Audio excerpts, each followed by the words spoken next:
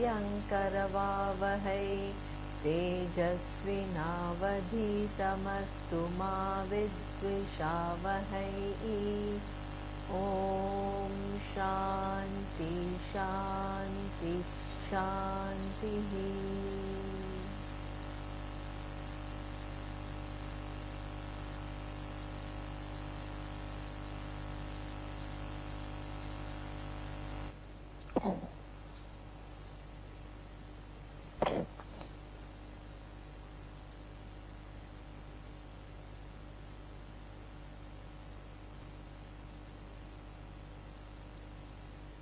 Okay, so last time we saw Arjuna asked a question as to that if somebody has Shraddha, okay, and is not entirely based on Shastra, is it Sattvic, Rajasic or Tamasic?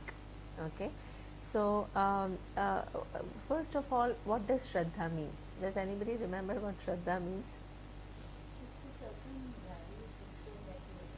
Excellent, right? So wonderful. Generally, people use the word Shraddha in a very limited sense, and generally they translate it as faith.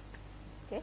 Now here, as Rashmi says, the word Shraddha is used from a much bigger perspective. It's like your basic value system with which you live your life.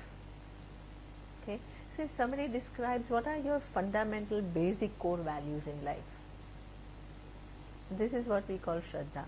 That means your whole, all your decision making, which is like one day specific decision making, the foundation of that decision making are certain beliefs that you hold about yourself, about the world, about the nature of things. That foundation is what we call Shraddha, right? So what surfaces in your decision making is what? Certain aspects of that Shraddha that you have, which is you, which are your core values. Okay, so therefore this is what we call Shraddha. Now Arjuna is asking a very interesting question. In this world, how many people have heard about Vedas? How many? What do you think in terms of percentage? Hardly any, right? So that means what? 5%, 10% at the most, right? So then, but they all have some core values, right? So Arjuna is very clever. He is asking those core values that they have, are they Sattvic, Rajasic or Tamasic, if they are not really, in line with, let's say, one scripture which is Vedas or Gita. Okay, what do you think that Lord Krishna would answer?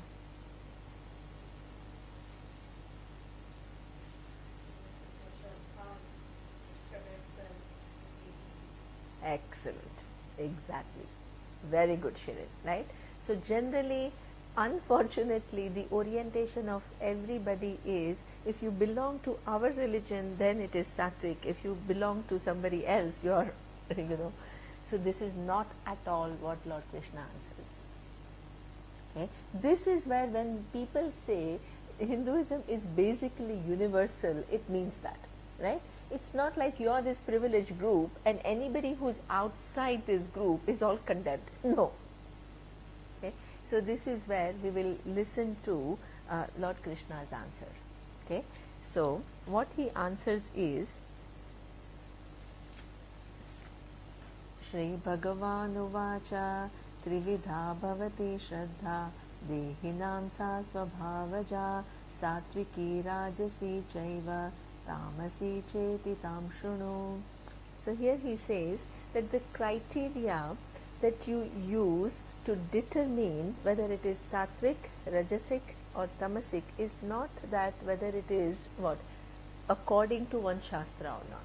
That is not the criteria. Okay? The criteria is what is the nature of those core values. Okay? So therefore, if you have never heard of Vedas, but if you live an honest life, you are Sattvic, right? Or if you are living a life which is highly self-centered, even if you're following let's say Vedas, it's still Rajasic, right? And if you use the Vedas to exploit others, it is Tamasic.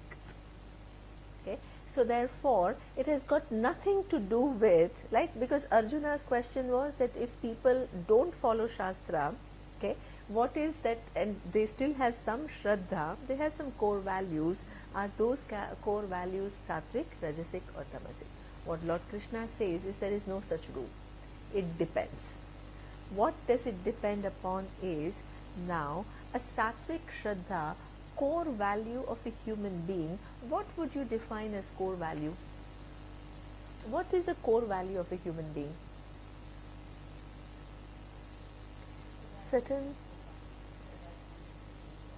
how, right, certain values that you hold about how you interact with the world. Are you following, certain dharma or not?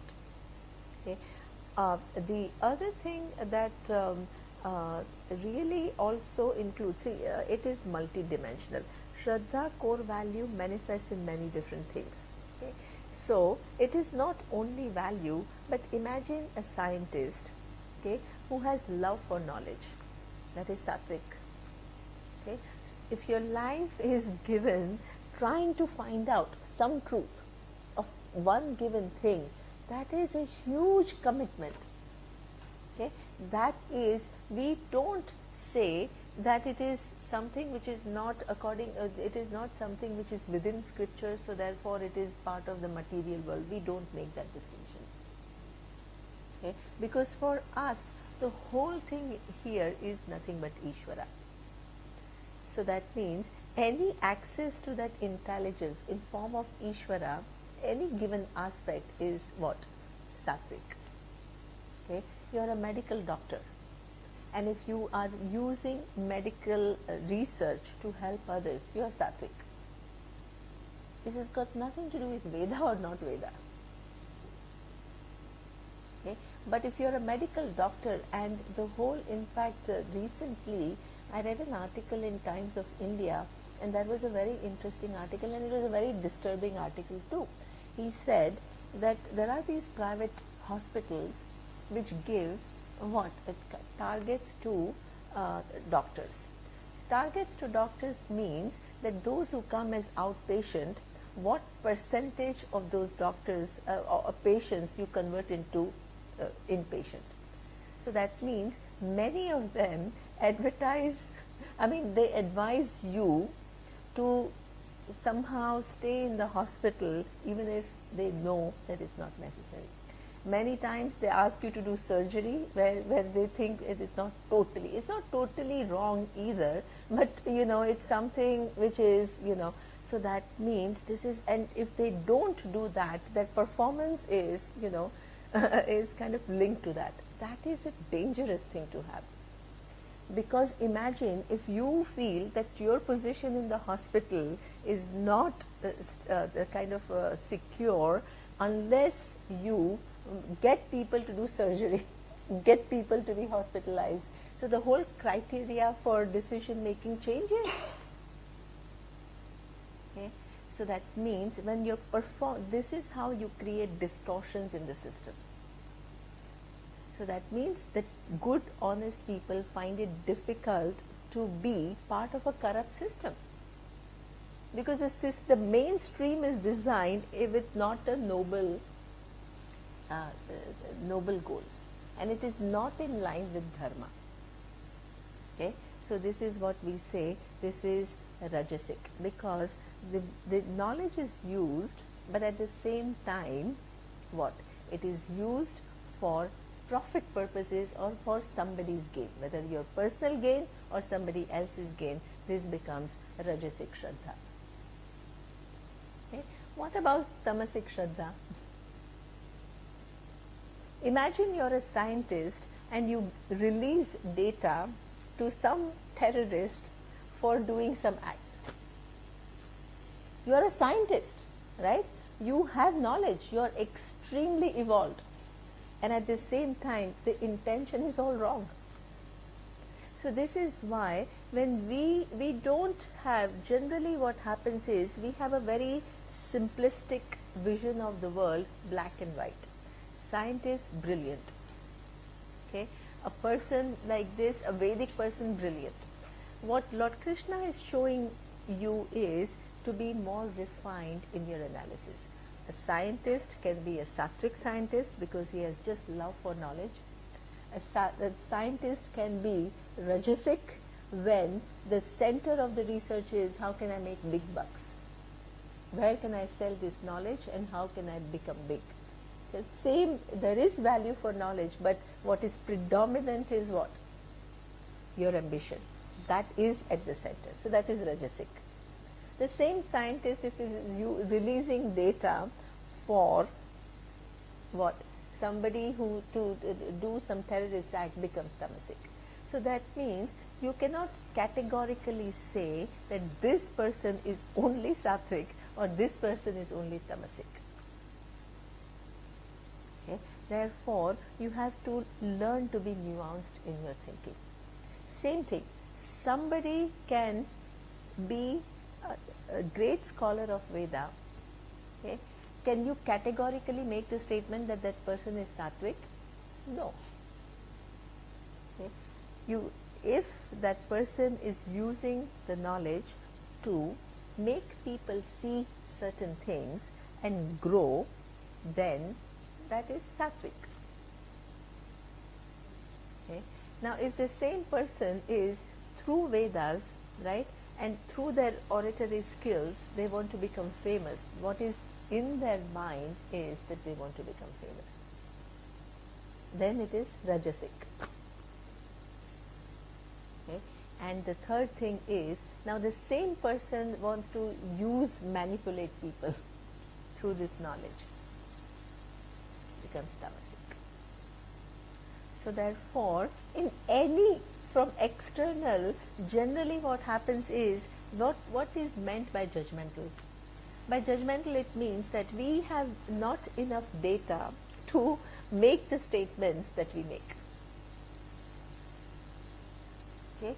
We just totally name and label people where every human being is multidimensional. There is no human being who is only good or only bad. It's impossible. Huh? Doesn't exist. Okay. So that means your buddhi, when it is nuanced, you are more in touch with reality and you are less operating from your self-image. That is a sattvic person who is just objective in the analysis of people, of situations, of oneself, of everything. Okay. So therefore, what is sattvic, what is rajasic, and what is tamasic, it has got nothing to do with Veda or not Veda. It has got nothing to do with the professions that you choose. You can have a person who is doing a very simple job, okay, of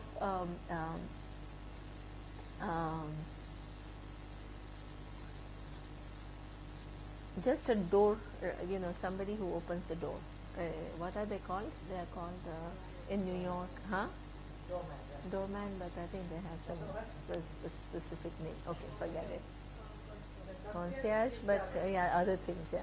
Anyway, whatever. So then there was this one story about in New York that there was this man who was just opening the door for everyone, and then how he took pride in that job, so that he would kind of remember it was a multi-story building, he would know each one and he would greet them, he would help them, so if that is a sattvic person.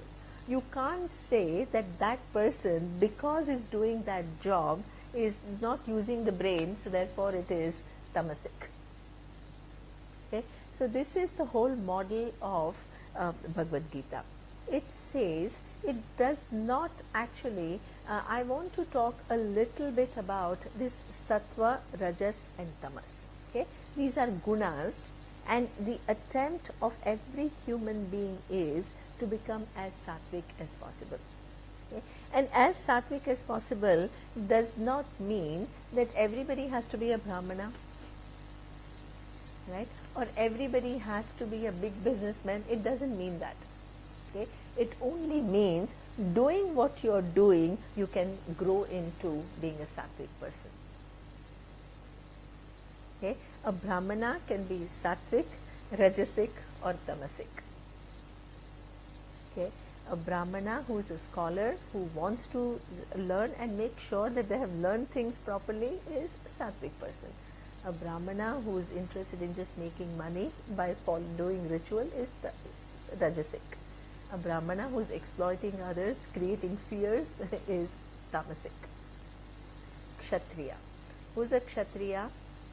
Either a leader or a person who is protecting the country, okay, or somebody from royal family. This is what is the general profile of a kshatriya. That means that ashram wise is a kshatriya, but gunataha he can be sattvic, rajasic, or tamasic. Okay? A leader who is an enlightened leader who does things for the subject is highly sattvic. Okay? A leader who is just ambitious about one's own power is rajasic, and the leader who becomes what? Somebody who exploits others is tamasic. Okay? A businessman. There is a huge tendency now. I know somebody in France, and they give this they are this motivational speakers, or they give corporate training and all, and there is this whole orientation that they give where they make corporates as some kind of monsters who are just kind of grabbing money, thoughtlessly, exploiting and enticing people to do things, and this is the whole vision of a corporate world. Is it true? Not at all. Not at all. So these kind of ideas, that subtle ideas that you give to people, they sound like, yeah, people say, oh yeah, that's true. Look at this Wall Street people, they are so greedy. Then they kind of have all these selected data that they feed in, and they create one whole big picture which has got no truth. Okay. So therefore, even as a corporate leader, you can be highly sattvic. You can see people who actually evolve, right? Initially they start with gaining wealth, but after they have gained a certain amount of wealth, so many of them become very big philanthropists. That is sattvic. They are starting maybe as rajasic, right? But they are evolving into sattvic. So therefore, a highly successful business person can be highly sattvic human being. Just because the person is doing business, you cannot just dismiss the person as rajasic. This is the problem that we all have. Oh, businessman means rajasic. No. The same person in various roles of life can Yes. be variously Yes. rajasic, tamasic, and Exactly. sattvic also, right? Absolutely. So there's no label that if you're No. running your business well, you're sattvic and that's it. That is true. This is why in the previous thing, in Sattva, Rajas and Tamas, we examined few criteria, right? We saw Dhanam, we saw Tapas, we saw the other thing we saw was Ahar. So that means exactly there is no one human being who is only Sattvic, or one human being who is only Rajasic, or one human being only Tamasic. You are absolutely right. So that means the whole model is given to you as a kind of, you may be predominantly a sattvic person, but still, for example, people say, I don't know, but then I don't want to see people, for example, when I talk about what is a tamasic food, right, people say, oh, but Dalai Lama is also eating meat.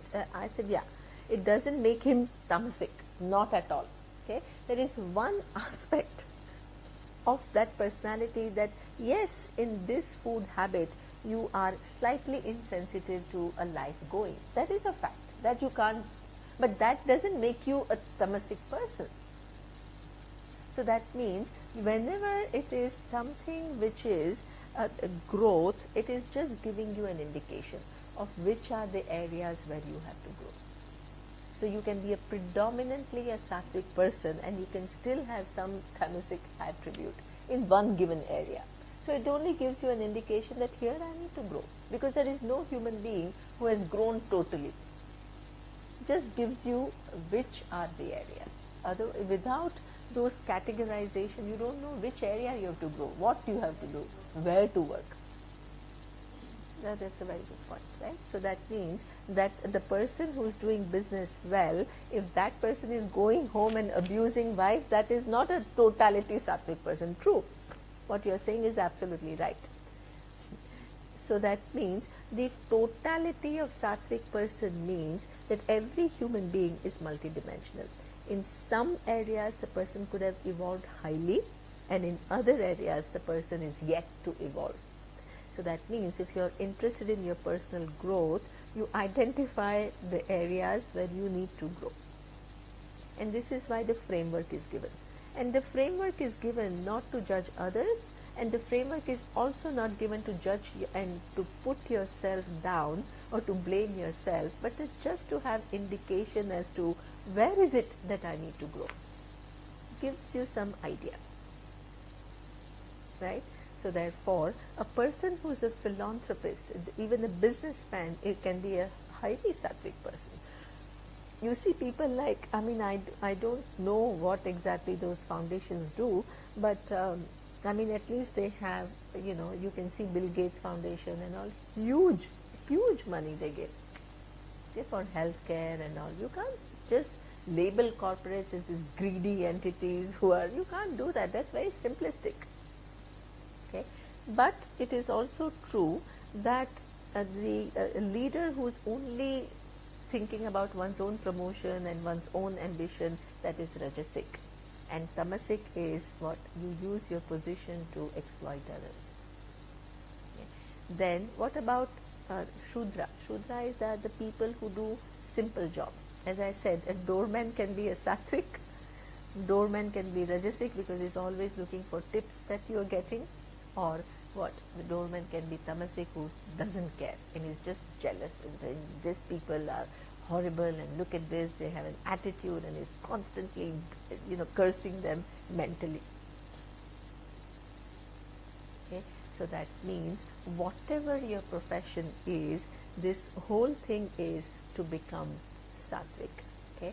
But profession is not the only thing, as Nehru says, yeah, right?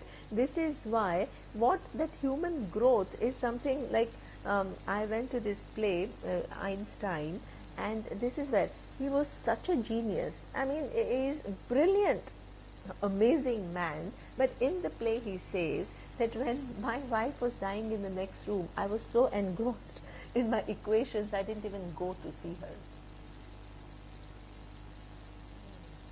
So that means that yes, that person is brilliant and predominantly a sattvic person, but there is an area, and he himself was reflecting about his own life. It's not somebody else is telling him. He's too intelligent, okay?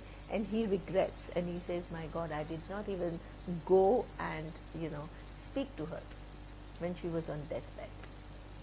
And not because he wanted to be mean or anything, but it's just that he was totally engrossed. So this is where I say that what happens is we are multidimensional. So therefore, generally what happens is whatever we are good at, we keep on doing that. We don't pay attention to other areas which require some addressing. So we become unidimensional in our life, where actually the reality is we are multidimensional. So just to give you an idea, there are some people who listen to Vedanta, and there are two types of people. This is a very, very easy for me, okay, to figure out. So there are some part of people who listen to Vedanta and they just want to they want to use more Vedanta in their daily life to make better decisions, to play their roles better. So this is their whole purpose of Vedanta. Okay, so that is one thing. So therefore, when Vedanta talks about this not abstract, but certain things which are conceptual in nature, they always ask this question, but how is it related to my daily life? Always they ask this question. Okay, And then there are other type of people who get so fascinated by the vision of Vedanta, which is so out of box vision.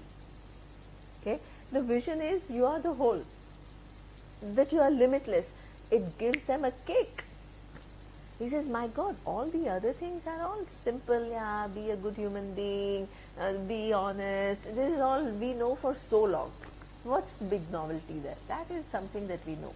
Okay, but this is something which is, yeah, you are equated to Ishvara, and you have to understand that equation. That is brilliant. Okay, so that whole focus goes in, all these intricate logics that are given, and all these, they are fascinated by that. Okay, so that means whatever your orientation is, you get what more and more engrossed in that orientation. What is the role of a teacher? If you see somebody who's totally just fascinated by all these conceptual inquiries, you said, hey, you also it also think about this, because this is essential. You can't just, it's not like Vedanta is some kind of a mathematical equation. It is somehow in some ways, but that's not the only thing which is there in Vedanta. So we have to bring this other part. And those who are just interested in goal, you say that, hey, it's not only about, making better decisions. Yes, it will give you, but it is much more fundamental than that. So that means what happens is we naturally have one inclination, and we just keep on going more and more with that inclination, and we ignore the other aspect. If you want to understand the totality, you need to understand all different aspects. And Vedanta actually takes care of all these different aspects. So that means Sattvic means this and this both. Okay. Recently, somebody who has listened to some kind of a new age Vedanta, he came up to me and he says, you know what, that before he listened to some modern Vedanta, he was very careful about, he wanted to be a good husband, and he wanted to be, very good. But he says, when I listen to Vedanta, I'm not this traditional Vedanta, but some neo-Vedanta. Okay? He says, now I understand that, there is only one truth, and that is non-changing. Okay? And what I do in this world is all just anyway mithya. So in that mithya world, whatever I do, what difference does it make? So what difference does it make if I have one girlfriend or not, or what difference does it make? I said, my God. See, that person is only thinking about that aspect and is completely forgetting about this. They are using this knowledge to justify things. So I have to really say that, hey, 30% of the Gita is talking about that big picture, 70% of the Gita is talking about all the values, because unless you have those values, unless you have that infrastructure, that knowledge will not take place. So we are talking about a total alignment, not just thinking about one thing and forgetting about everything else. Okay? So therefore, this is something that you need to understand. There is no human being who is all totally prepared for anything. We all have areas to work on. Okay? And in fact, what seems like more abstract, maybe that's where one needs to think, dwell a little bit more. And remind oneself that your commitment is not really, yes, of course, you want to, your commitment is happiness, but not happiness in a superficial manner. Okay? Happiness when your life is aligned to the truth and to realities. And if the reality is much bigger than what you think, you have no reason to just stay within your existing paradigm. You should not be afraid of moving away from that paradigm. Okay? A frog who wants to know the universe, and the frog in a well, okay, so he just wants to better understand the universe. So somebody says, oh, if you want to better understand the universe, let me take you out. The frog is too afraid. He says, this is the universe as defined by me, so you make me understand that universe better. The universe is much more. If you want to understand universe, you have to get out and think about the world very differently than what you're used to. Okay? So this is the whole journey of Vedanta. Shraddha can be sattvic. You can begin anywhere. If your commitment is to the truth, if your commitment is to personal growth, whether you know the word Vedanta or not, whether you know the word Gita or not, you are a sattvic person. And life will connect you increasingly to people and opportunities which enable you to know the reality. At wherever is your level, to that level you will be connected. And always what? You move forward in life. So that's why you start with a primary school, you love your teachers, right? But you don't get emotionally attached to your teachers and get stuck there. You move on, you move to secondary school teachers. Then you move to undergraduate professors. Then you move to graduate school professors, right? Where is your commitment? Your commitment is to knowledge. Okay? You have respect for those people because they have contributed to your getting this knowledge. But the sight, and now you say that, oh my God, my teacher in that physics class, because I was young, said this. Okay, now I'm not willing to accept what you are saying because I'm committed to, emotionally committed to this teacher of mine. You don't do that. Okay, here the emotions are not at, it is the truth. The truth is at center and the person is helped. The person is helped. This is why I keep saying pray for clarity of thinking. Because the mind is so fragile and it can go on a tangent without even knowing it. And the minute you start going on a tangent, what happens is you go further and further deep into that tangent. You start here, you start deviating, and then if you don't pay attention to bring it back in harmony with certain things, you will just go further and further out. And you'll keep on justifying things and you will keep on thinking that this is how it is. Okay?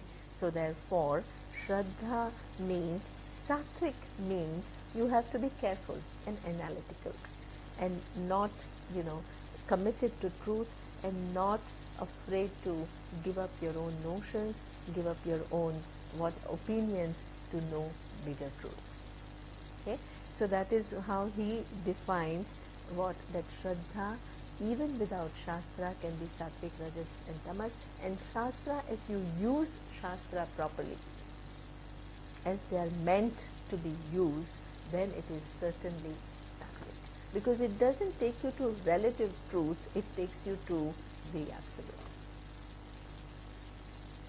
Okay? Because any scientific discovery, for a long time, humanity believed that the time and space is absolute. Until Einstein discovered that time and space itself is relative. Okay? So that means you can keep on further and further discovering truths. Some of Einstein's theories are now being questioned. Okay? So that means there is no end to refining your understanding. Okay? But the knowledge that Bhagavad Gita is talking about, which is the nature of Atma, it is not subject to further change because it is talking about one thing, which is a changeless reality, which is the basis of the whole universe.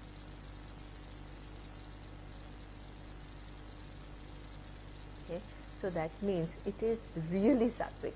Sattvic in the sense that it puts you in touch with reality, which is not which is not changing reality, which is not a partial reality.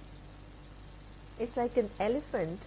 If you go and you study one part of the elephant and you keep on studying that and that and that and that, so there is truth, right? It's not that you are not, but it's different from knowing the totality of that elephant. You have the whole picture. That whole picture is not detailed picture, it's a whole conceptual different picture. That is what Gita and Upanishads give. Okay? So therefore it becomes Sattvic. Now the final thing that the final verse of the Gita is something which is a beautiful verse here that I am using, and that we will see now. It is chapter 18 verse 66. Okay, it says, Sarvadharman parityajya mamekam sharanam vraja aham tva sarva papebhyah moksha ishyami ma shuchaha. Okay, so here he says, now here Lord Krishna talks about himself as Mam. Mam means it's a pronoun to say me, right? But by me, he doesn't mean one person called Krishna. Okay, he means Ishvara. Okay, so here he says that the whole pursuit of life. So there are some basic fundamental questions in life. Okay, so as I told you that in Kathopanishad there is an analogy. The analogy is that there is a chariot which has 5 horses, then there is a rein, there is a charioteer, and there is the owner of chariot. Okay, so if you look at this world, what is the equivalent? So the owner of the chariot is called Jiva, the individual, right? And it comes to this world, lands upon this earth with what? A chariot. What is the chariot? Physical body. Okay? And that physical body has 5 horses, what? 5 senses. Okay? And those 5 senses, then there is a kind of they are all kind of, these 5 horses have reins, right? So that rein is what we call the mind. Everything that the senses report, okay, where does it get processed? In the mind. Okay, so that's the one place where everything converges and gets reported.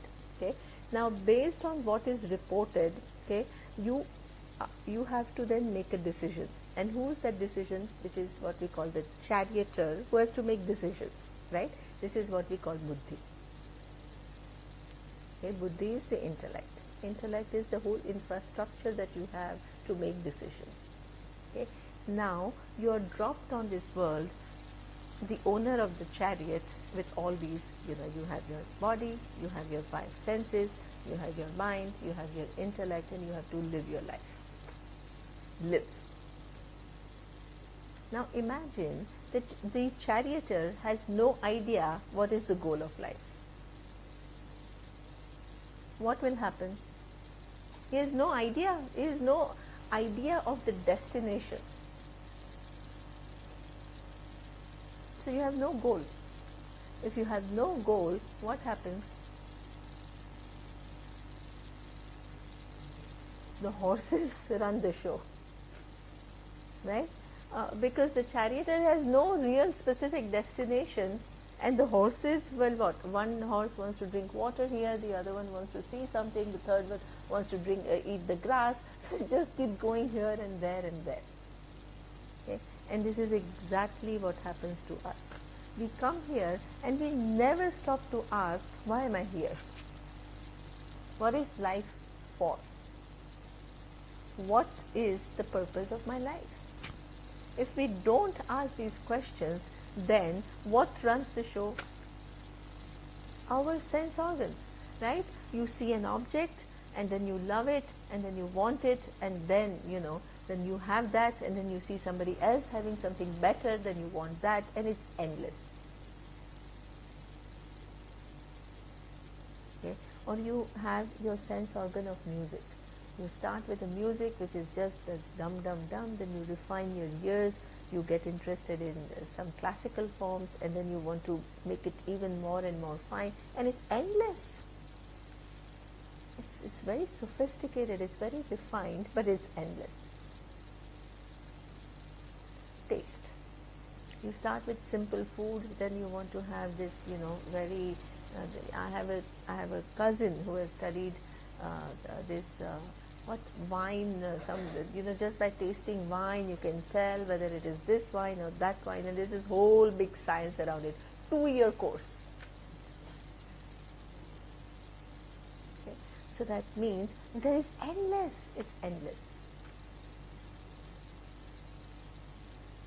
Okay?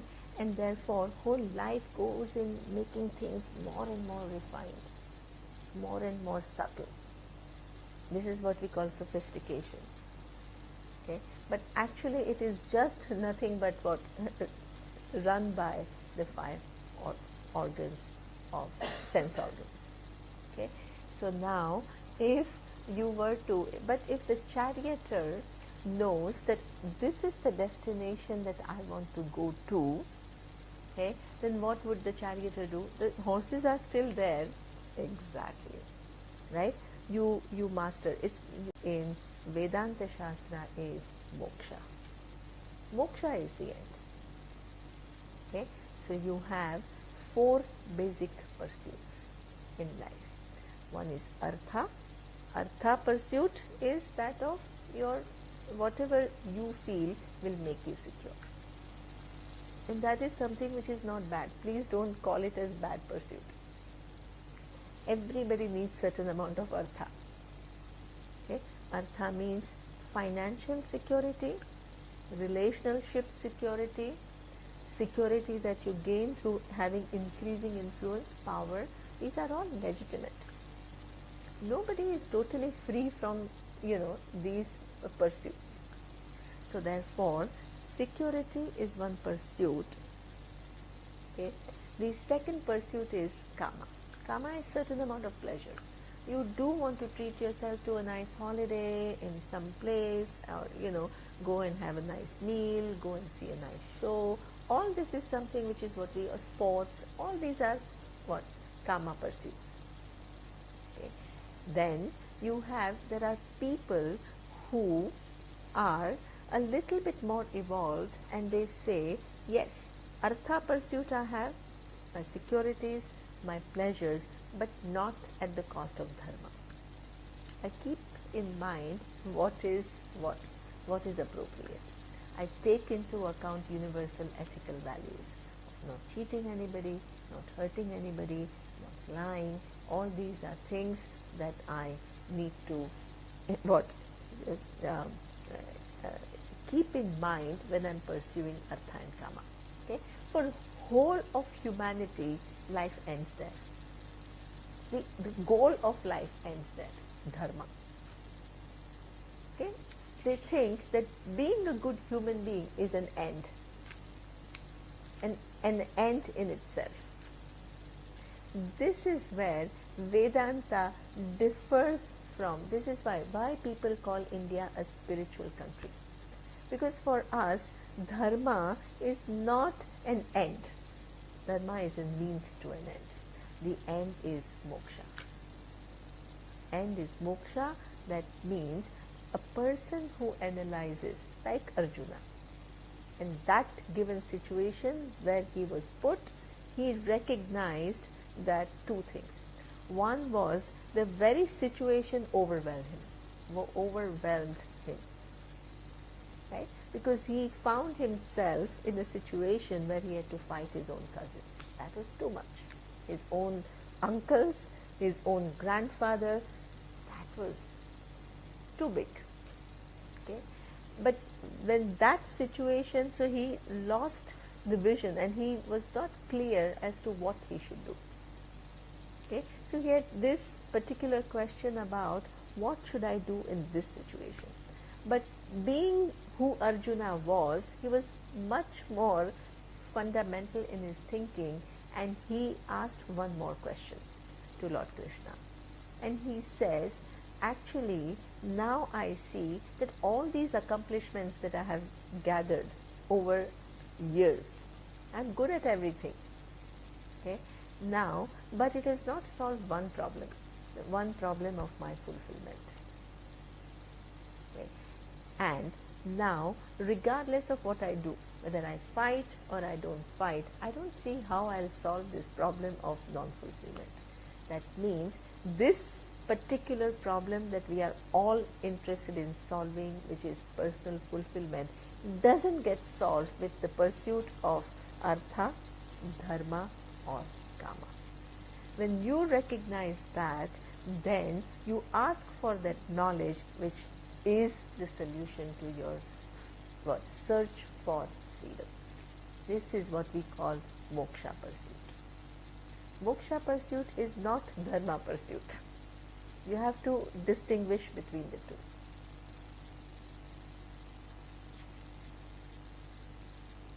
Okay, so therefore, when he asks this question, Lord Krishna replies. Okay, and he has to reply to two questions. One is, what should I do in this given situation? And the other thing is, what will give me, when Arjuna is asking, what will give me the fulfillment? Okay, now Krishna answers the fundamental question first. He says, what will give you fulfillment is the knowledge about the true nature of who you are. Okay, who you are is something that you have concluded, and you are actually much more than that. So therefore, the first few, now I will give you the whole summary of Gita. Okay, so it started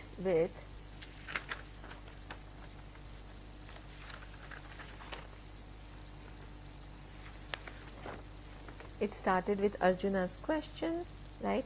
Lord Krishna says that he starts with the statement that Panditaha na anushocanti. Okay, Panditaha, the wise people, they have no problem of grieving. Okay, so there, why? It is not that emotionally they are in a state where there is no sorrow or sadness. That is not what is talked about. So he explains himself and he says, what do wise people see in light of which that basic thing that I am subject to sorrow is gone. So he explains in by saying what? That the nature of Atma. Nature of Atma, as we have seen through these certain verses of the Gita, what did we discover Atma to be? Generally, what happens is, now imagine the owner of the chariot starts thinking, I am the chariot. The owner of the horses starts thinking, I am the horses. The owner of the charioteer thinks that, the owner or the person who employs the charioteer thinks that I am charioteer. This is the nature of problem. This body is a chariot. It is given to me to live my life and to go where I want to go. What happens? I think I am the body. And all the limitations of the body I impute on my limitations. This is where the whole inquiry begins. The whole inquiry begins by making you see that this physical body is actually nothing but what? Cells. One cell, are you a cell? Everybody says, what? You can see the cell in a microscope. You are not one cell. The cells are constantly what? In one day, how many cells go and how many new ones come? Okay. Constantly your body is getting rid of some cells. Every 12 years, there is not one single cell existing in your body which was what? Every 12 years is a complete change. Okay. So therefore, there is a basic confusion about the relationship that I have with the body. Okay.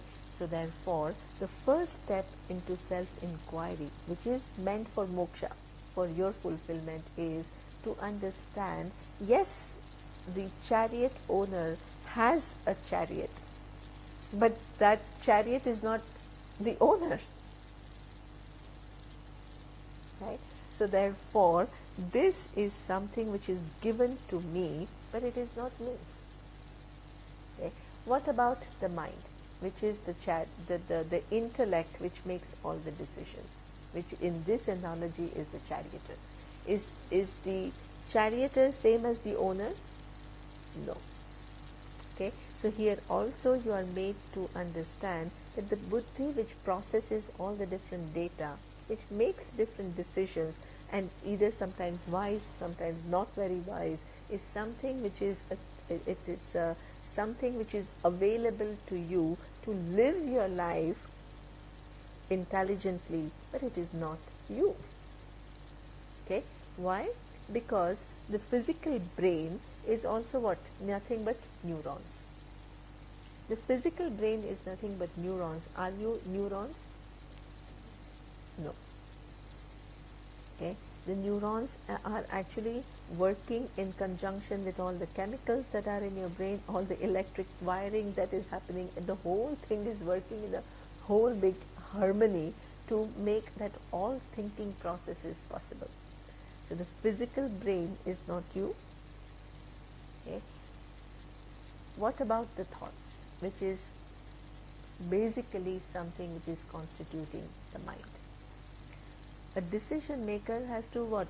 Today I make a decision about what I'm going to cook. Tomorrow I'm going to make decision about how am I going to run this company. The third day I make the decision about where do I go on a vacation. So that means this is what we call buddhi, the mind which is used to make different decisions based on all the information that you've gathered over the years. Okay, so that is that I? No, because it is something which is constantly changing. The decision making, one decision is over, okay, the second decision has to be made, then the third decision has to be made. How many decisions are already made that you don't even know which ones? If I asked you from the time of the birth till now, tell me all the decisions that you have made. You can't. I said, okay, now that's too long ago. In last 10 years, you just tell me in last 10 years each and every decision that you have made.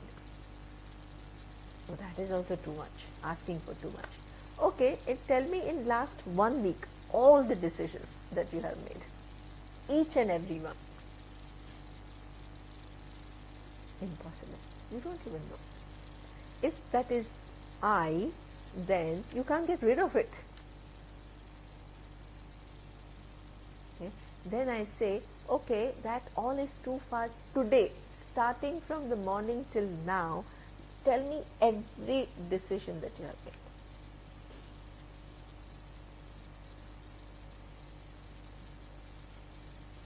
That's very revealing.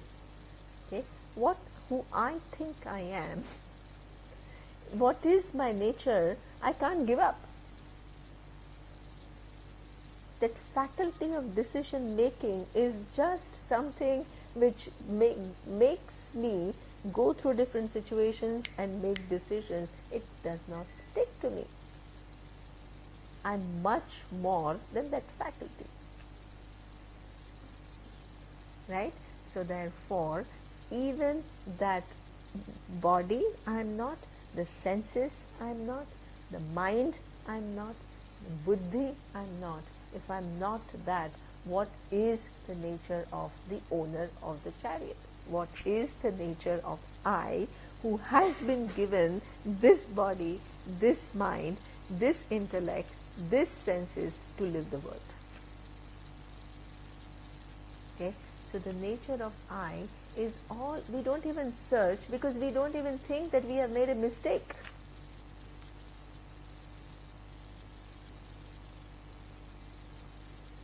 Okay. Moksha pursuit is re-asking that question. Who am I? Am I all the things that I take myself as, or am I something much more? So this is where Lord Krishna shows that you are what? This, because of which the changing conditions of the body are known, the changing conditions of the mind are known, the changing conditions of the decision-making faculty is known. Okay, that invariable presence, because of which all the changing things are known, is who you are.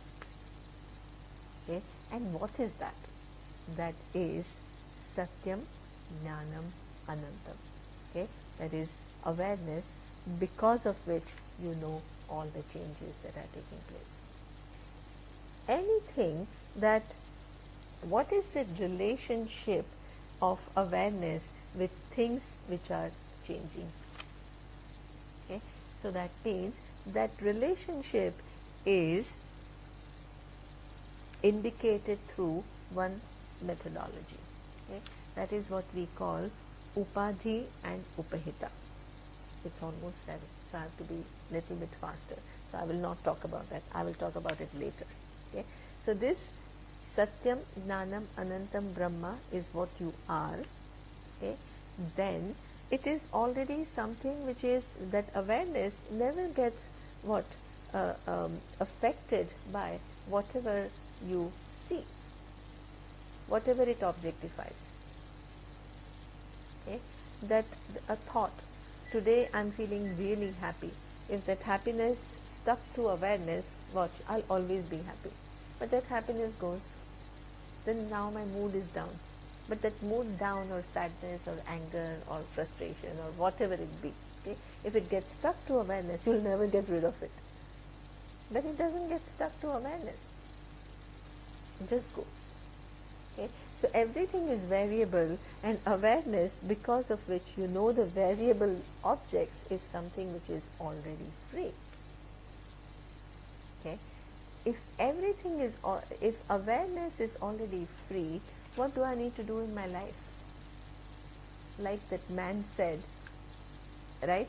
That before I was very careful about, how I conduct. Now what? If awareness I am, that never changes, it never is affected by any decision that I make, why not have a few more affairs? Okay? So, in order to, make you not think like that, after revealing the nature of what Atma is, Lord Krishna immediately starts talking about, in order to know this reality about yourself accurately, you need to, I can give you a glimpse of that reality, okay, which makes you think about what your real nature is, but in order for you to totally assimilate, your mind needs to be prepared. So, Lord Krishna immediately starts talking about what is the preparation of mind. How do you make your mind ready for this knowledge? So the first thing that he talks about is what we call Karma Yoga. Karma Yoga is generally when you perform actions, they are mostly governed by your raga and dvesha. Raga is something that you like, dvesha is something that you dislike. So your whole life is what? Engaged in trying to get what you like, not only that, but trying to retain what you like. Getting itself is need a lot of effort to get things that you like. Secondly, having got it, to keep it is another effort.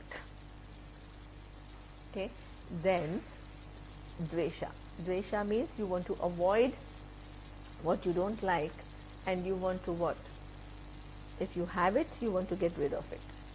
Okay, whole life is governed by raga. The very purpose of action is fulfilling my raga and dvesha. Here it says you change. You say that karma is not meant for fulfilling my raga and dvesha, but for gaining maturity so that I can understand this reality. The very purpose because of which I do karma has changed. This is what we call Karma Yoga. Okay. Now, how do I use karma to gain maturity? There are two very important aspects. One is when I perform karma, I don't overlook dharma. Dharma is what? Ethics. So that's why dharma becomes means to an end and not an end in itself. Moksha requires you to be a dharmic person. If you're not dharmic, there is no question of getting moksha, but only being dharmic is not the end. That is the relationship. Okay, so that means when you perform action, when you take into account ethics, then you are becoming ready for the knowledge because you are aligned to the laws. Okay. When results come, okay, and if they are not according to what you wish, you don't go through this roller coaster. What do you understand? That there are laws which govern the result of the action. There are causes within causes, within causes, within causes, and you can't just control everything. Okay? Once you understand that there is a cause and effect relationship which has what? Which runs through millennia, cycles and cycles and cycles that you can't fathom, then you, whatever comes, you accept with a certain equanimity. Equanimity does not mean that you passively just let everything happen. It only means that once you understand that there are laws, you try to work with the laws and not to challenge the laws or against the laws. Okay, so that whole process is what we call karma yoga. Then Arjuna asks this question and he says that, if I need to know Atma, there are two lifestyles that are given by the Vedas to know the Atma. One is sannyasa, the other one is karma yoga. Okay, so it seems to me that sannyasa is an easy way out. I sit and I think about Atma and I think about the nature of I, and then that is seeming very easy. Continuing to do karma and being engaged in activities and all seems very difficult. Okay, especially this karma where I have to fight my own cousins. Lord Krishna says, it may seem to you that sannyasa is an easy way out, but it is not. He says, sannyasastu mahabaho dukkham aptum ayogataha. Imagine abruptly you leave everything. You are overwhelmed by a situation. Now what happens? You want to physically go into the mountains and you just want to meditate on Atma. Okay, a mind which is disturbed will be disturbed anywhere. External world will continue to give you something, to disturb. A small thing, a disturbed mind, if you go to the Himalayas, then with a car moving, you will get disturbed. So that means the solution is not to physically remove yourself, but staying where you are and get a better perspective. Okay, so this is what he says, that sannyasa seems like an easy solution, but it is not. At least karma yoga gives you an opportunity to see where is it that you are going, you are not assessing situations accurately, and come back to this reality. So this is what he says, karma yoga is a safe way. Only when you interact with the world, you begin to see which are the areas where you need to work. Otherwise, how will you see it? Okay. So therefore, he says sannyasa is not for everyone. Okay. Then he talks about another way of preparing the mind. And what is that way? That is what we call the meditation practices.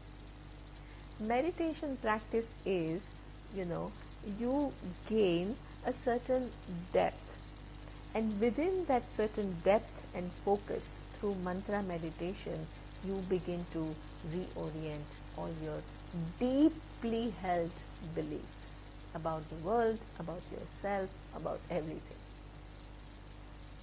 Okay? So meditation, according to Vedanta or Gita, is not just keeping quiet. It's not just, imagining something. It is not just concentration.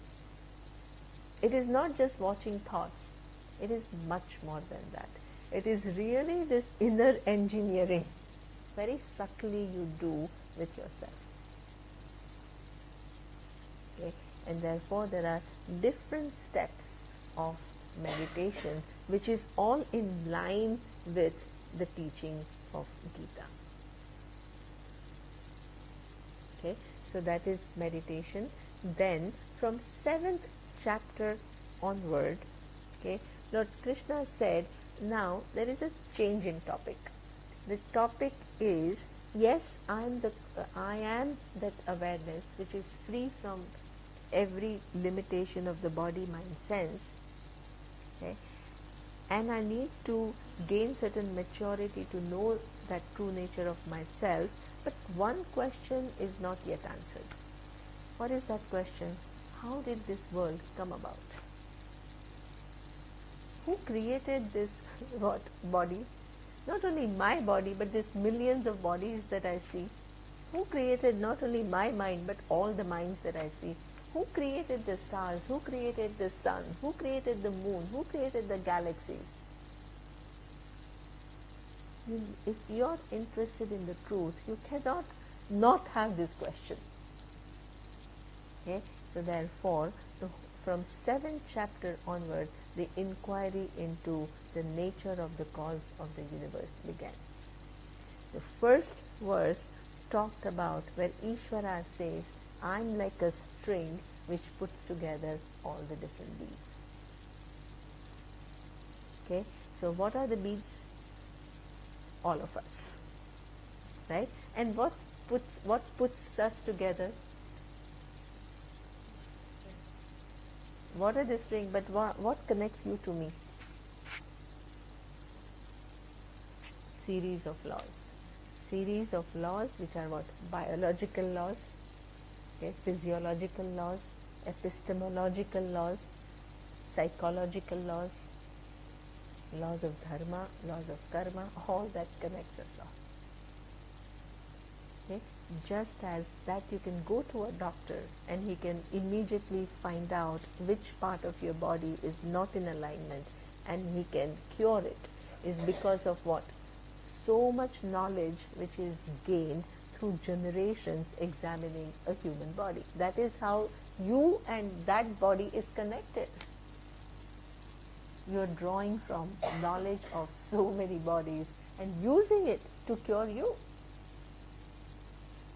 Medical science. That is part of it, is looking at what? The intelligence which has designed human body. Getting insight into it and using that knowledge to repair another body. We are connected through laws. Ishvara is that intelligence in form of all these different laws. Then you may think that Ishvara is just nothing but all these different laws and we are all connected by those laws. The next verse of the Gita says, I'm also the beads.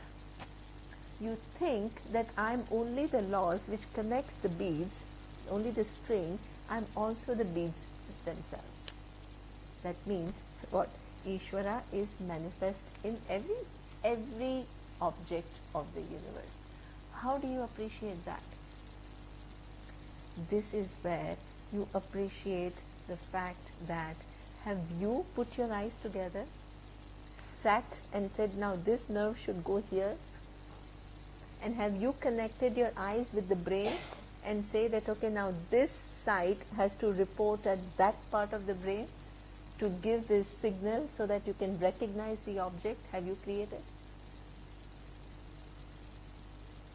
Okay, so this is what he says. Right now, that design, which is what?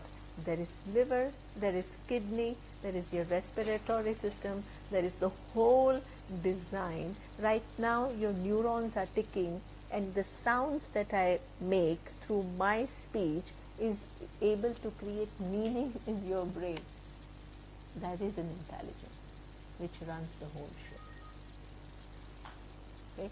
That intelligence is where your neurons are, who's organizing them and changing their positions so that you can understand.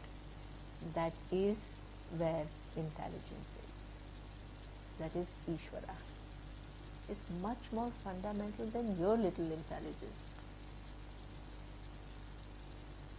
Okay, so therefore, wherever your little intelligence is, there is a fundamental intelligence governing that intelligence.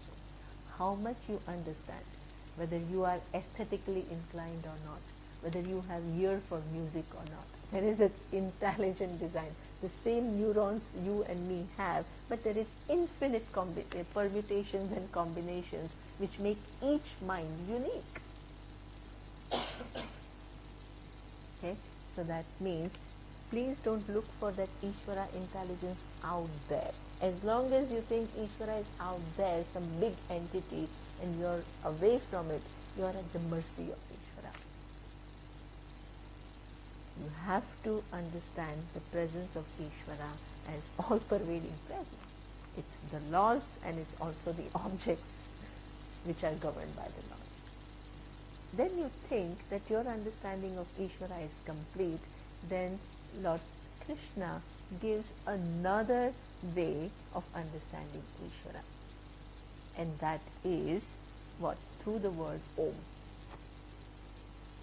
Om, the word Akara, Ukara and Makara is used to make you see what Ishvara is. Akara represents all the entire physical universe. The physical universe includes your physical body and everybody else's physical body. Ukara represents your mind and all the subtle functions and the subtle of everyone else. Remember Mandukya Upanishad.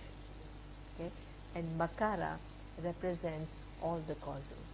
Your causal and everybody else's causal. Okay? So that means Ishvara is all the intelligence which is manifesting as physical, subtle and the causal universe. Then you may have a question as to,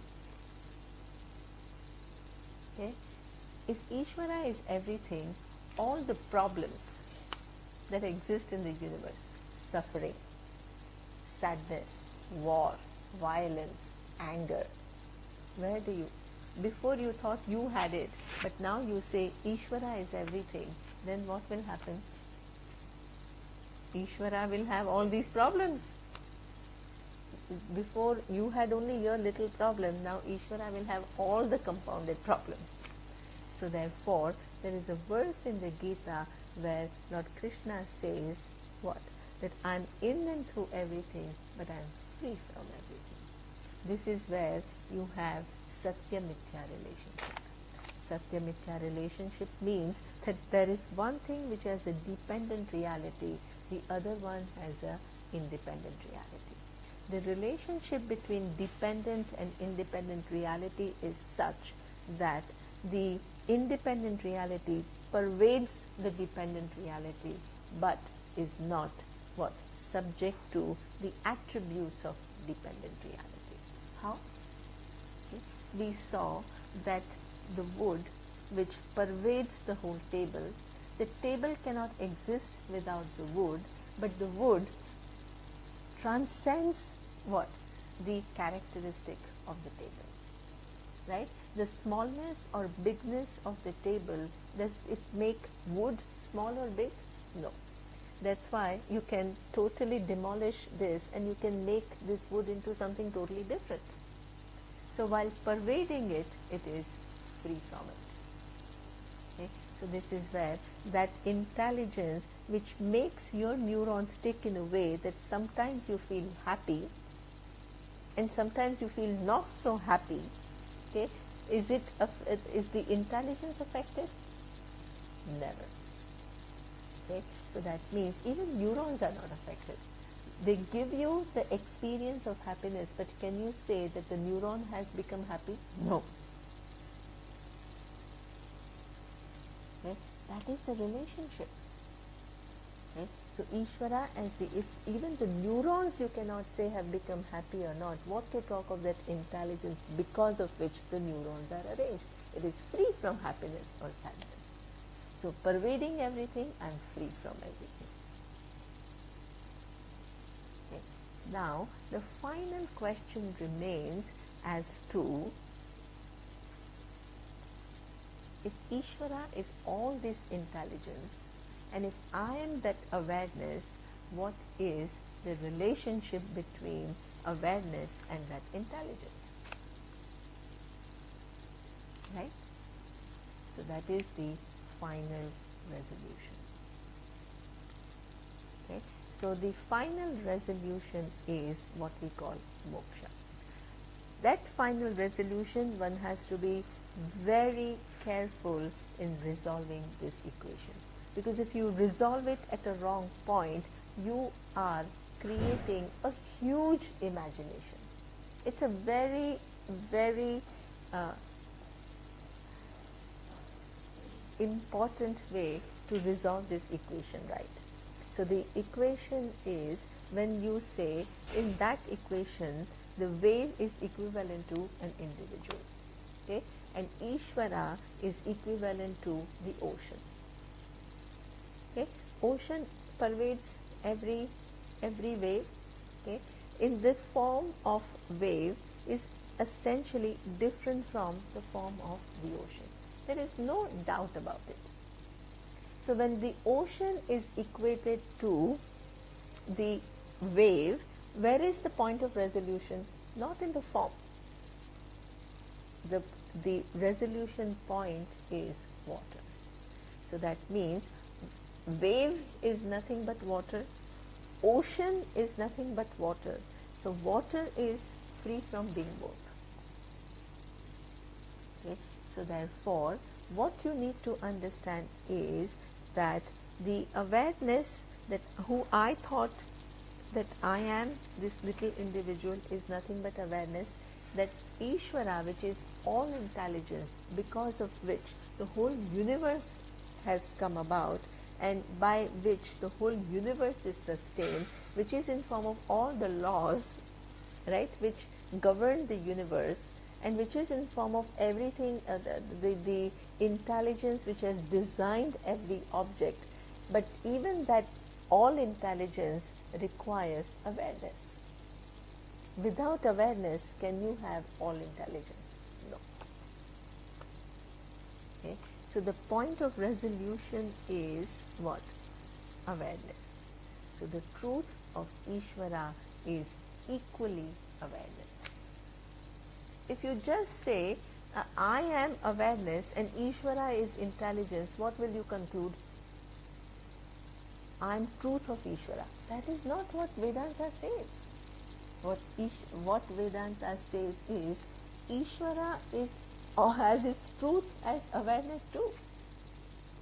Right? Just as the ocean has its truth in water, you can't say I am water and Ishvara is ocean. That is stupid. Then you will conclude I am bigger than Ishvara. That is a huge problem. Right? What it says is, hey, Ishvara as an entity, which is a much bigger entity, also has its reality as awareness.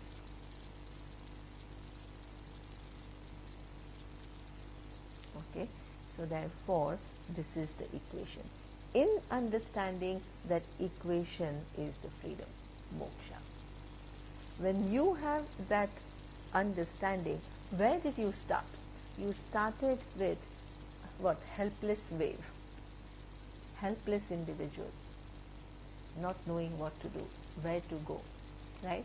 Through this teaching, what you are made to see is you are that awareness, which is the truth of the whole universe, and what? The truth of Ishvara, which is the cause of the whole universe, is the same awareness. There is one awareness, one water, which appears as the ocean and the wave, but is free from being both. Water is just H2O. It is free from oceanness, it's free from waveness. Okay? So this is what we call that little struggling individual finds one's fulfillment. Unless that individual discovers one's essential nature, fulfillment will be always fleeting. By the time you try to solve one problem, another problem will come. You try to solve that problem, the third will emerge. There is no end. the only way to solve that problem is a total paradigm shift. Okay, so this is what he says, Sarva dharman parityajya mamekam sharanam vraja. Okay, so that means the pursuit of truth includes pursuit of Ishvara. You need Ishvara's grace to understand this truth. There is no way you can understand this truth without grace. Even to come to the teaching of Vedanta, you need grace of Ishvara. Who arranges our meeting? Who arranges? Who arranges your capacity to understand things accurately or not so accurately? Who? Is it totally in your hand?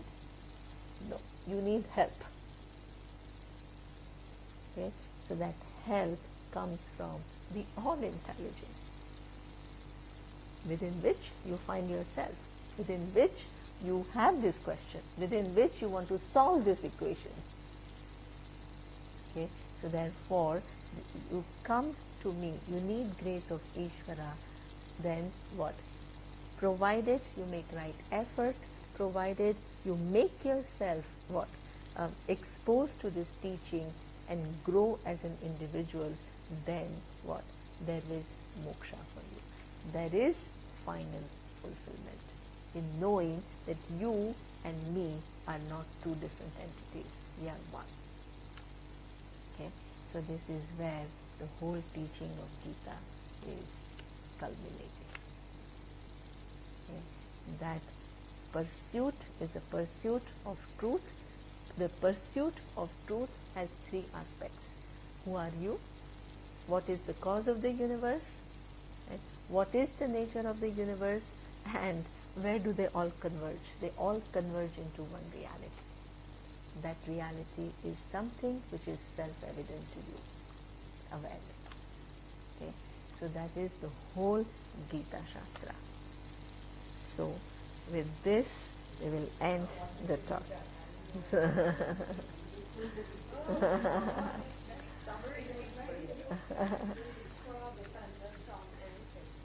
So Ishvara is dependent also on awareness. So awareness is the final reality. So the status of Ishvara. Ishvara, just as Jiva has two parts, where one is the individual and the other one is awareness, Ishvara is all intelligence and then the truth, which is the awareness.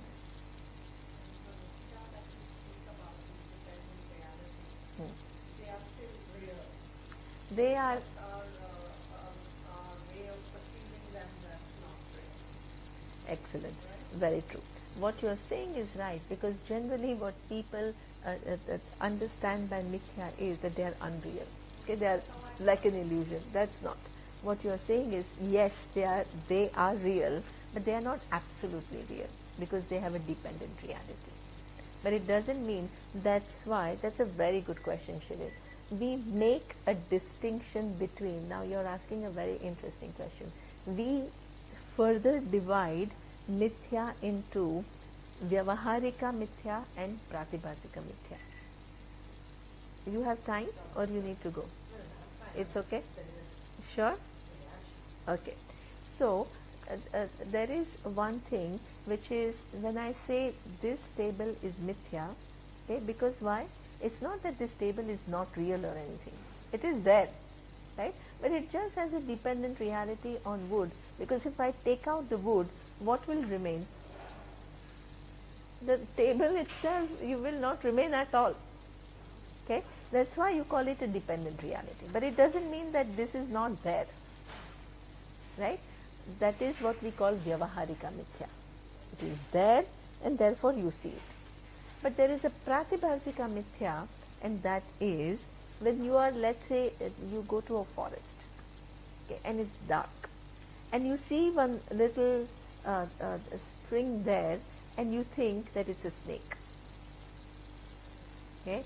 And actually that snake is what? A rope. That is what?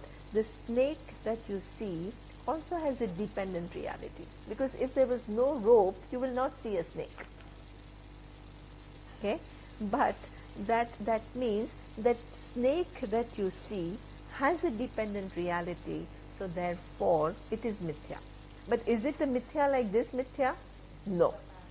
It is something which is what? It is exactly pratibhasika. It is your imagination. So mithya, it's your projection. So therefore, no, it's not inference, it's projection. See, inference can be right. When you see a smoke and you infer that there is a fire, that's right. Here it is a mistake, right? When you see an object, if you did not see an object, there is no mistake. Okay, so you see an object, but you make a mistake. So where there is rope, you see a snake. That is what we call pratibhasika mithya. Because the snake that you see has a dependent reality. If there was no rope, you will not see it. So it meets the definition of mithya, but it's a different type of mithya than the table wood mithya.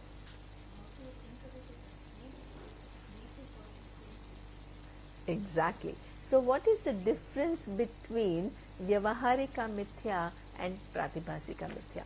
Vyavaharika mithya is, it is, therefore you see it. Right? Pratibhasika is, you see it, therefore for you it is. Okay, there is a distinction. So unfortunately, people when they use the word mithya, they use it in the sense of pratibhasika. But actually Vedanta uses what? As Vyavaharika mithya. Vyavaharika mithya means the world is, the objects are, the sun is, the moon is, the stars are. We are not saying it's an illusion or anything. Okay, but it is something which has a dependent reality.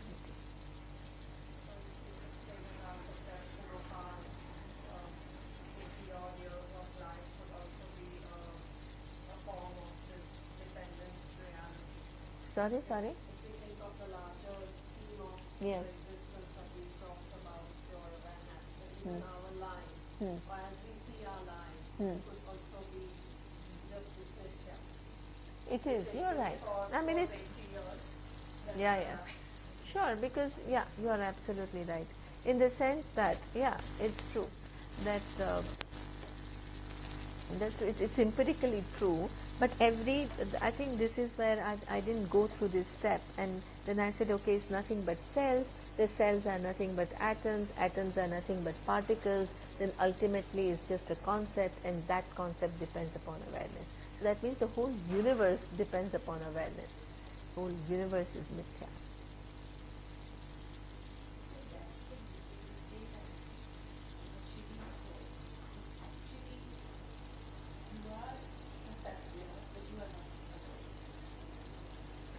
Yeah, exactly. The whole thing is you are ignorant about it. The whole pursuit of moksha is to remove that ignorance of who you are. Exactly. Because Atma already is. It is. You are just removing your layers of ignorance.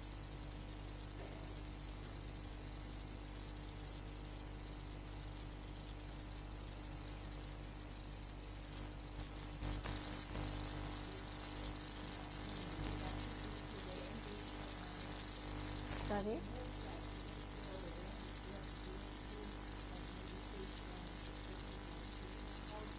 See, the thing is that, yeah, see, that's why exposing oneself to knowledge and understanding it clearly, because Atma is already free, you don't need to free it, that is the main thing. Because it's already. So that means you just need to gain the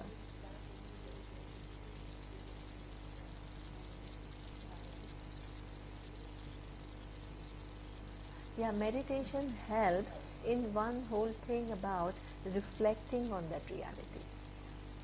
See, that is something which is very important, because you know this, for example, today's class, if I ask you what did I say, each one will tell me something different, and each one has taken something which is, sometimes which is true, but it's not the entirety.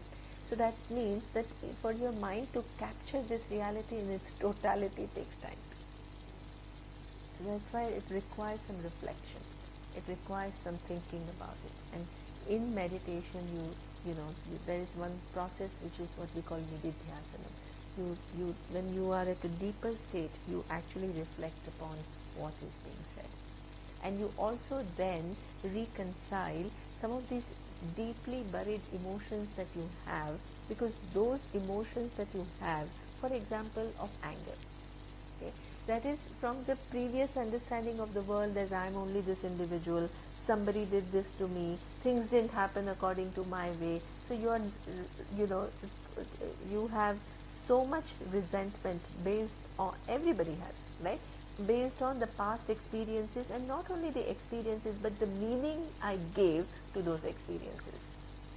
So now what I need to do is kind of, re-understand the reality, because that reality is not really the reality. So once I re-understand the same situation with this new knowledge, it will automatically start losing its hold over me.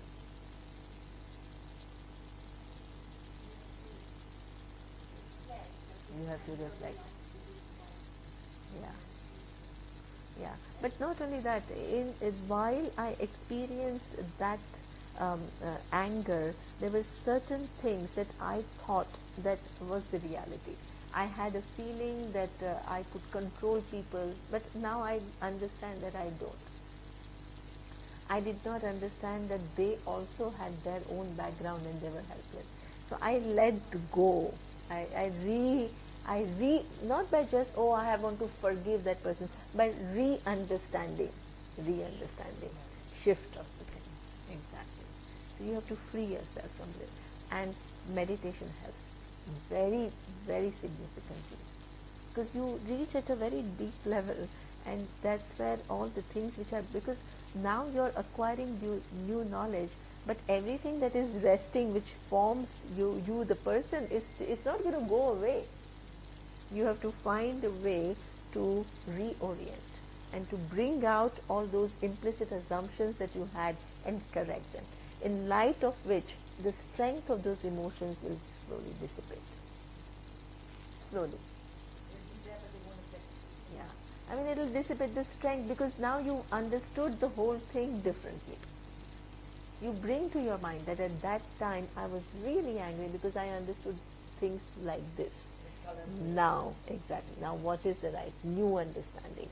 So now, then when you re-understand the same situation, you bring to your mind, this is, instead of denying your anger, denying your sadness, you said, okay, I am angry, I am sad, but this were the assumptions that I had, right? Now, look at each of these assumptions and replace those assumptions with realities that you understand. When you do that, then slowly, slowly the strength of those things will dissipate.